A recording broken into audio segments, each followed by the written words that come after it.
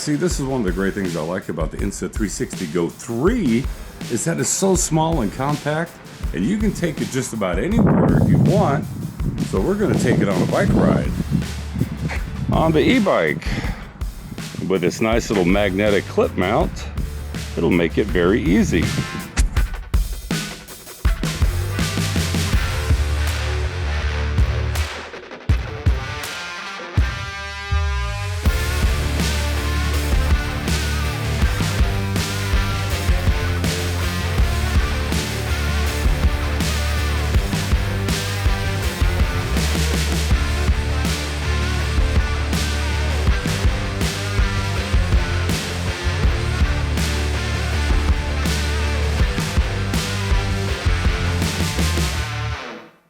You know what I really like about the Insta360 Go 3 and its action pod? Magnetic.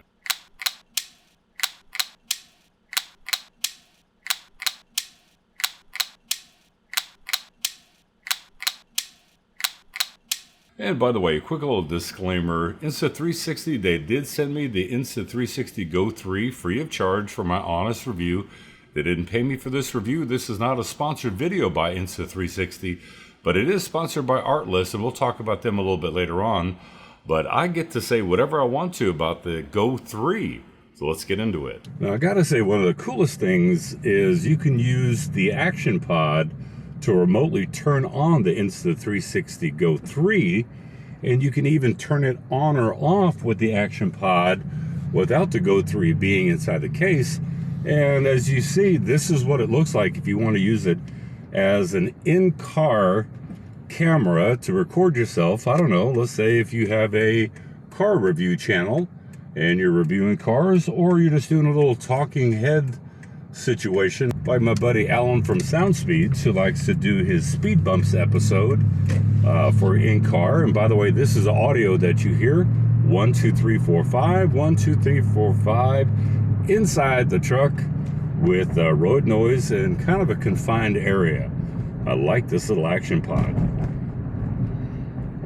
Pretty cool, pretty cool. And this is what it would look like if you use it as a dash camera facing outside your window, 2.7K, 30 frames per second. And nice little setup. I mean, I gotta say that using the action pod to look at the screen of what the Go 3 is recording is really nice, looks really good, and you can adjust your framing with the screen on the action pod. What I want to show you first is with no stabilization, and then with its stabilization on high or on max, because the stabilization with the Insta360 cameras is fantastic. So this is with stabilization completely off, just walking with the Insta360 Go 3. You can see how jittery that it is. And now with the stabilization set to max and it's ultra wide 2.7K, you can see how buttery smooth that this is. All right, this is video with the sharpness set to low. 2.7K with video sharpness set to medium. 2.7K with sharpness set to high. And 2.7K with sharpness set to highest. Is it over sharpened? Probably. So I gotta say, when it's in its action pod in a flip out screen, can you use it as a vlogging camera? I think you can. Now right now it's pretty windy out here at the duck park. So if you hear any wind noise, I apologize about it in advance. But holding this out on a little Manfrotto Pixie tripod at arm's distance, I'm 6'6", so that gives you a little rough idea of the field of view that you get real estate wise with this really small compact camera. And the nice thing is you don't have to use the action pod with it. You can just hold it in your hand or take the Go 3 itself and clip it onto the magnetic mount and hold it on a little mini tripod. Okay, so for a quick little audio test, right now the wind is blowing again, but this time I've got the wind noise reduction on. This see, does it help with the wind that's blowing right to the side and front of the camera? A little audio test, 1 2 3 4 5. Did it help with the wind noise?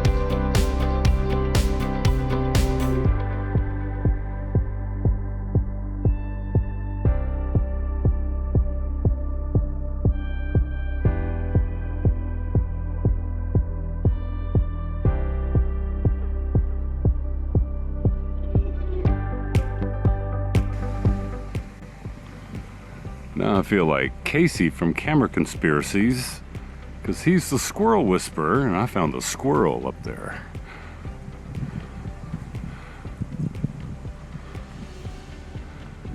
Hey, squirrel.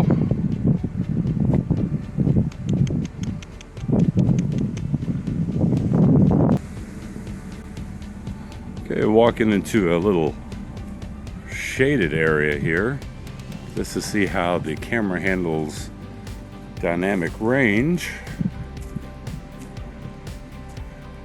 I know I saw some squirrels.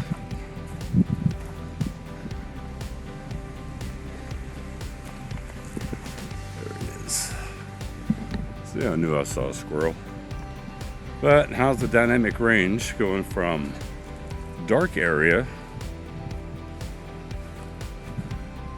going into some more sunlight hitting me? You know, and that's one of the things I have to say that I really do like about the Insta products, that they're so groundbreaking in a lot of their designs. But with the Insta360 Go 3, it's so small, so compact. Stick it up in a tree and you can still get some nice footage with it, or you can stick it onto anything magnetic because it is magnetic. So that's kind of cool. So at the end of the day, is the Insta360 Go 3 actually worth it as an action camera? Well, I think that it is. Now, yes, it is a little bit on the pricey side, but when you think about what you're getting actually like two cameras in one.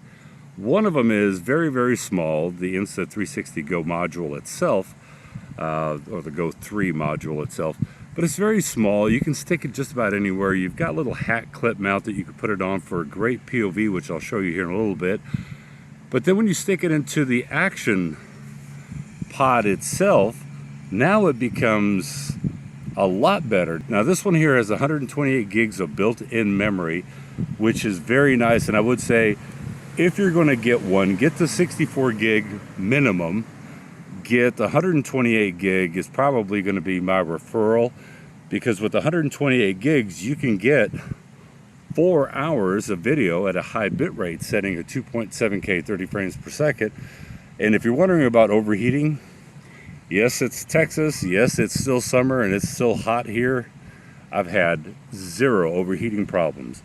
I've actually ran it to where the battery in the Insta360 Go 3 and the action pod completely depleted and it never shut off. So heating is not a problem with this one.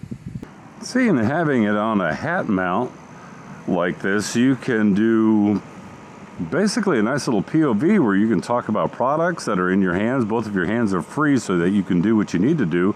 Like here, the Sony FX30 with the Squirrel Nightwalker lens. But you get to kind of show it off, and like I said, the thing about having your hands free is probably the biggest advantage of using the hat clip with this, because it really gives you that POV aspect of everything that you see.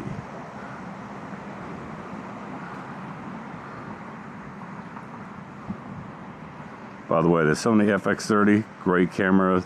The Squirrel lens, excellent. So what are my thoughts about the Insta360 Go 3? Well, I've loved all the products from Insta360 so far, like the 1R, the X2, the X3, and now this Go 3. You know, I actually love this little camera. Now that they've introduced the action pod, it makes the Go 3 just that much better in my opinion. Yes, it might not shoot 4K, but its 2.7K looks really nice, and a 1080p at 120 looks very good considering how small that this camera is. And yes, it's smaller than my thumb. You know, it's very easy to operate, has long battery life, and you can get so many different creative shots with it just because of its small size, and the magnetic mounting is really great. You get a ton of really cool accessories with it that help capture those unique shots. Now, in an upcoming video, I'm going to show you how to get some really cool creative shots with the Insta360 Go 3. So if you like those kind of videos and you like action camera videos, definitely consider subscribing, give the video a thumbs up, because it really does help this channel a lot. Product links in the description below so you guys can check out the Insta360 Go 3 yourself. And like I said at the beginning of this video has been sponsored by Artlist Max. It is your one-stop shop for everything that you need to be creative on YouTube or for commercial projects. Music, very simple to look up. If you need sound effects, they've got it. If you need visual effects, some footage, some supplemental footage, they've got that covered. They've even got software for you. They got plugins, they got templates. You name it, they have it all. And the greatest thing is, once you download a song, it is yours to use forever. Click my link in the description below to get an extra 2 months off of your subscription Artlist. Artlist Max, take your creativity to the max.